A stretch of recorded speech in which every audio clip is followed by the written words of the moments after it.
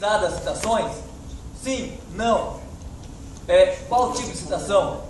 Quais foram os bens daqueles executados que foram penhorados? Foram 1, 2, 3, 4, 5. 5 bens foram 6 bens foram penhorados naquele processo daquele executado. Tudo bem, 6 bens, mas todos eles estão prontos para a penhora? Nós sabemos que nem todos ficam prontos para a penhora. São incidentes. No bem imóvel pode ter uma intervenção. No bem imóvel pode ser que ele já tenha sido vendido, esteja na posse de outro, enfim. Então nós temos alguns campos. Então naquele imóvel que não tem nada, fica leilão designado. E o juiz pode colocar ali o detalhamento. O valor do imóvel, todas as avaliações foram feitas em 2009, 2010, 2011, para ter o histórico das avaliações. Eu não vou colocar essa tela detalhar, porque senão eu vou me perder, porque eu não estou me entendendo muito bem com esse notebook. Mas ele detalha todo o histórico da penhora daquele bem imóvel. Quem foi intimado, quem não foi, se há ameação, se não há ameação, se houve embargo de terceiro, se não houve. Então aqui, ó, detalhar, que dá todo o histórico daquele bem.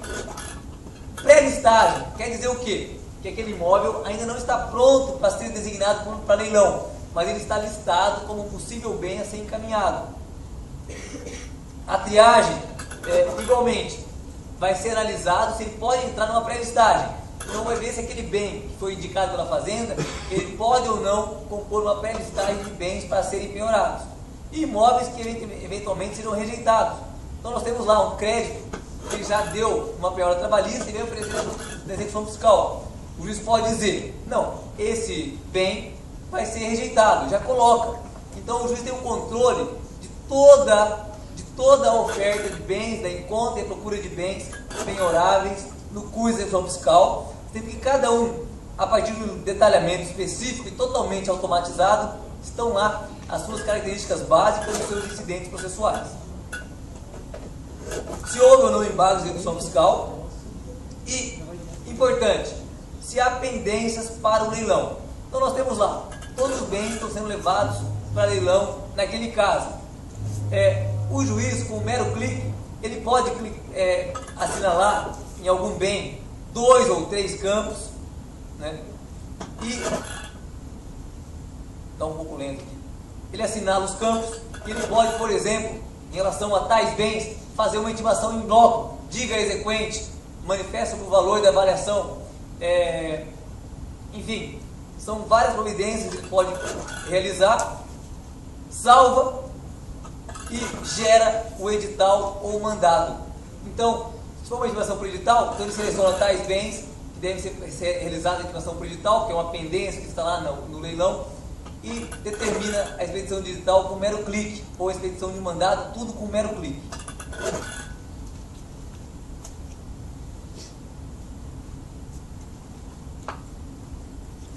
Uma outra tela, que é irmã-se a mesa dessa, que é o gerenciador de leilões da vara.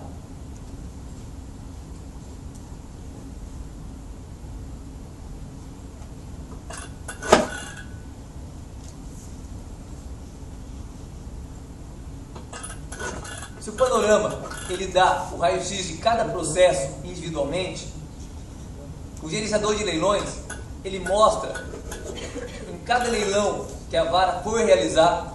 Por exemplo, em Maringá realizamos 2 leilões por ano. 2 leilões por ano. Então nós temos lá a aba, o leilão de abril, o leilão de novembro. Abrimos a aba do leilão de abril. Primeiro leilão, segundo leilão. O local do leilão, podemos editar. Se houver uma alteração, aqui mesmo nessa tela, editamos a mudança do local e com um clique apenas, já geramos a intimação do executado, dos procuradores, para mudança do local daquele leilão.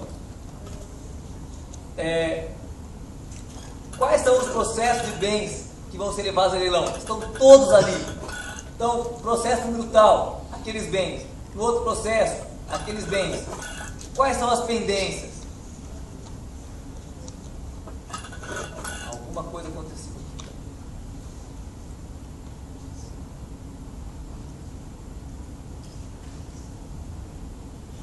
Quais são as pendências para aquele leilão? Tem alguma pendência ou ele já está pronto para ser levado? Então, pendência, penhora, foi realizada? Sim, não. E tem um campo depois para o o juiz tomar a providência que venha. E depois, feito o leilão, eliminadas as pendências, feito o leilão, o programa também pode gerar um gráfico daqueles leilões realizados naquele instante. E esse gráfico é muito importante, porque em termos de processo virtual, nós podemos colocar ali qual é o estoque de dívida da vara, qual é o resultado de cada leilão e qual é o resultado desse confronto de dados entre o que foi leiloado e o estoque geral da dívida, para saber o quê? Se a vara de execução fiscal tem sido eficiente no trabalho que está sendo realizado. Quanto nós temos de dívida em Maringá? Cerca de 4 bilhões de reais. Quanto foi levado a leilão em dívidas, em processo executado? Cerca de 30 milhões. Qual o valor dos bens que estão sendo leiloados? Dá para colocar. Valor total, 15 milhões, 14 milhões. Valor pela avaliação, segunda avaliação, 8 milhões. Qual o valor efetivamente apurado com os leilões? 4 milhões. E aí o juiz tem uma possibilidade de saber onde está o nó górdio da tramitação processual, onde está o problema na efetividade dos seus leilões. Ele consegue perceber e tentar apurar, aprimorar aquela situação para que os leilões sejam cada vez mais efetivos. E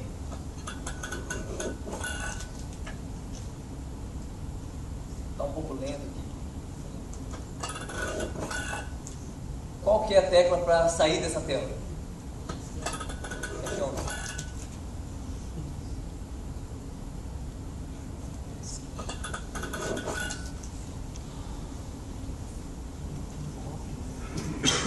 Então nós temos aqui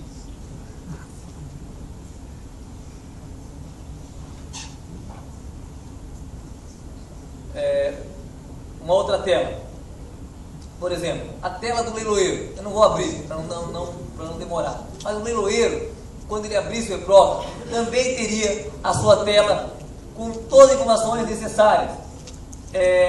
Ele pode, por exemplo, nas pendências do gerenciador de leilões, aparecer lá o seguinte: esse leilão falta assinar o auto. O leiloeiro, através da sua tela, encaminha o auto, o juiz confere e assina, e aí já vai configurado para a raiz da tramitação do EPROC. Permite que o leiloeiro conste informações básicas, se existem ônus, se existem moradores, se existe IPTU, condomínio, se o bem está em tal ou tal estado. Ele pode anexar fotos, tudo isso naquela tela do leiloeiro, que pode ser permitida a visualização para qualquer interessado. Uma outra tela interessante: possibilidade de controle de prazos, de ofício, cartas de oposição de embargo de execução. Hoje, no EPROC, não existe uma tela muito eficiente para controle de prazos. Essa tela não existe. Na vara de execução fiscal, como em muitas varas, são vários localizadores, um para cada dia do mês. LOC 1, 2, 3, até o dia 30. Então, o servidor tem que achar o localizador, ver qual a providência que falta naquele dia, contar o prazo de novo e tomar a providência. Em termos virtuais, tudo isso pode ser automatizado. Pode ter o próprio EPROC, pode contar o prazo para expedição de ofícios, cartas, pode saber qual a data da devolução. Na data da devolução, intimar o executado, intimar o exequente, abrir a conclusão, tudo isso de forma automatizada.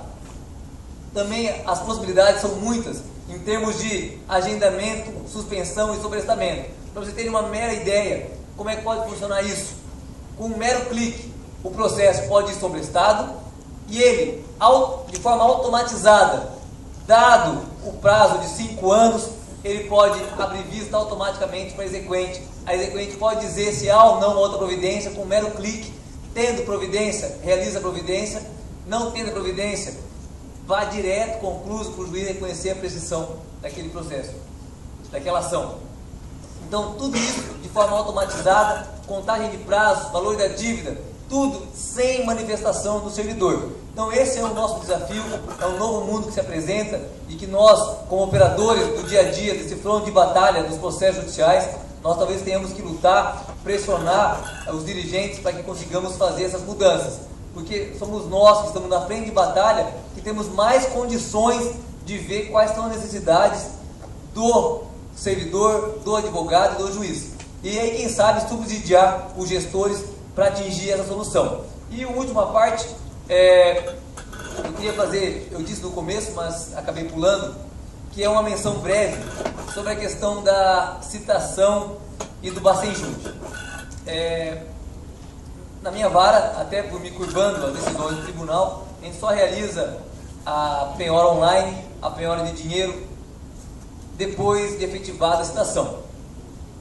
Eu fazia antes diferente, mas depois de reiteradas decisões, acabei modificando o entendimento e adequei a jurisprudência. Mas, nesse ano, eu tive acesso a dados de uma vara de Pernambuco, onde o juiz daquela vara realiza a penhora online como arresto antes da citação. Não vou entrar no mérito da discussão, cada um de nós tem a sua própria concepção do que significa a penhora de dinheiro na execução. Mas eu vou dar dados objetivos que podem nos levar a pensar. Nessa vara de Pernambuco, são 4 varas que realizam a execução fiscal, e numa delas, apenas em uma delas, o juiz realiza a penhora online antes de ser citado o devedor. E os dados, vamos a eles.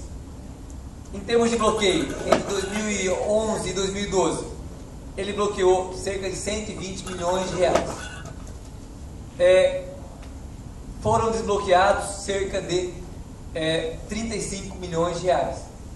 E realizadas transferências na ordem de quase 70 milhões de reais para o exequente. Nas varas que não realizam a penhora antes da citação,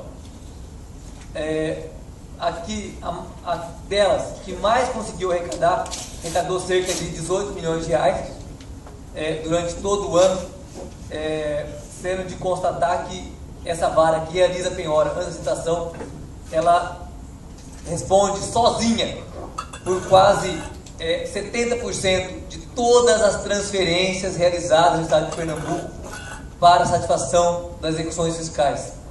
Então é um dado que nos leva a pensar.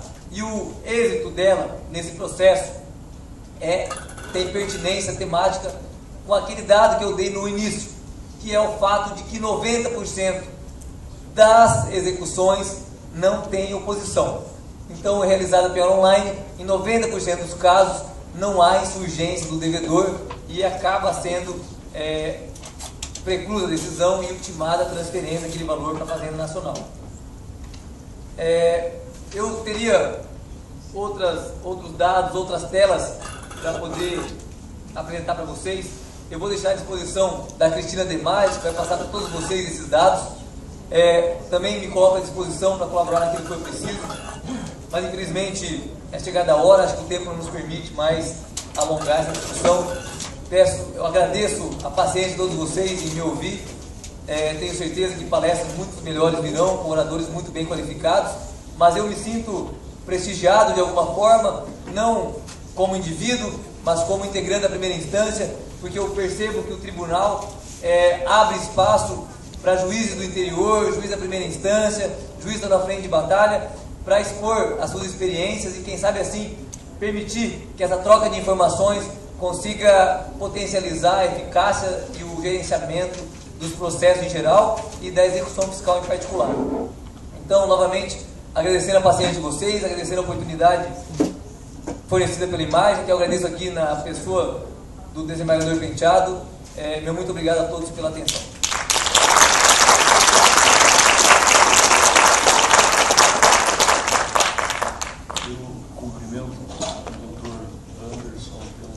Clareza, a exposição, pela objetividade que se houve,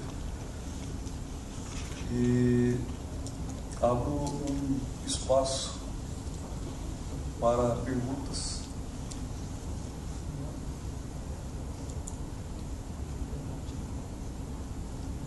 Isso é sinal da clareza.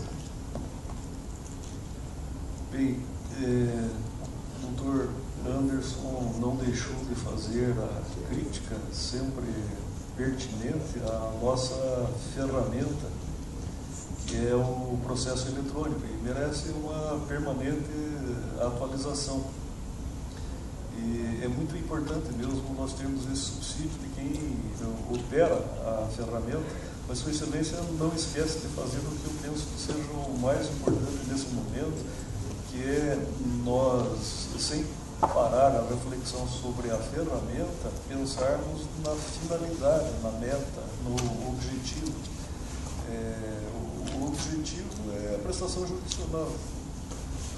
As metas são essas regras de comportamento e os patamares sucessivos a serem sempre atingidos.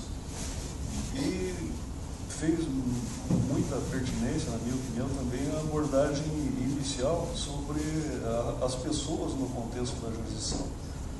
O executado não é necessariamente o calhorda que frauda um crédito. Ele, na vara de execução penal, ele deve ser tratado como um inadimplente sendo executado. Fosse ele um fraudador, aí a ótica não seria a do juiz da execução fiscal, seria a do juiz criminal.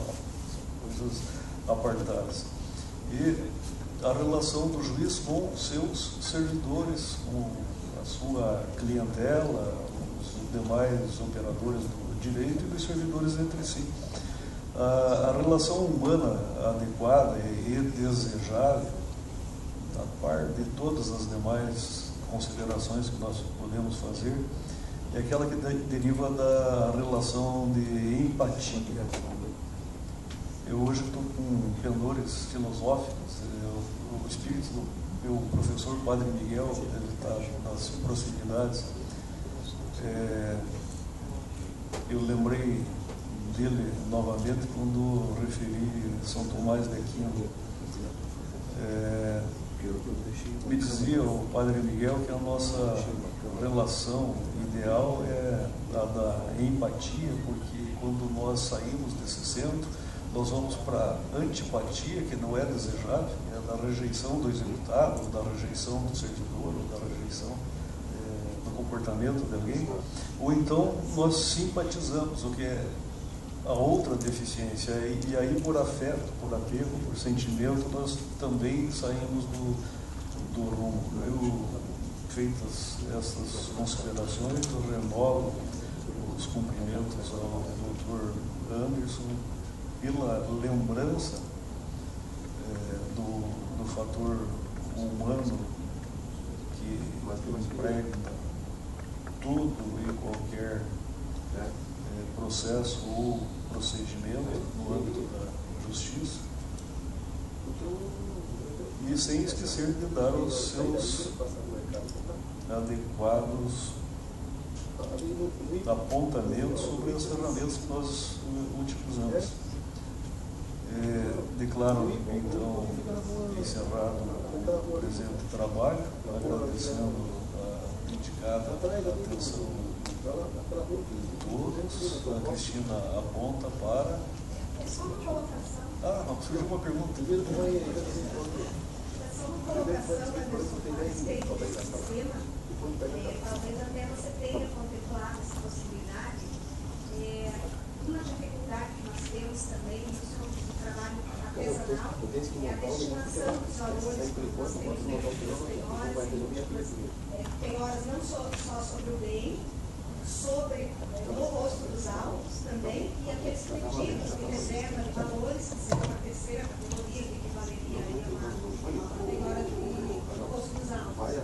Então, na verdade, é só uma colocação, uma sugestão, se o sistema que você está desenvolvendo não contempla isso, que houvesse também uma possibilidade de organizar essas penhoras e essas penhoras, sejam no rosto dos autos, pedido de reserva, enfim, para que o próprio sistema fizesse essa organização. É claro que isso não dispensaria depois a análise de cada colega, né?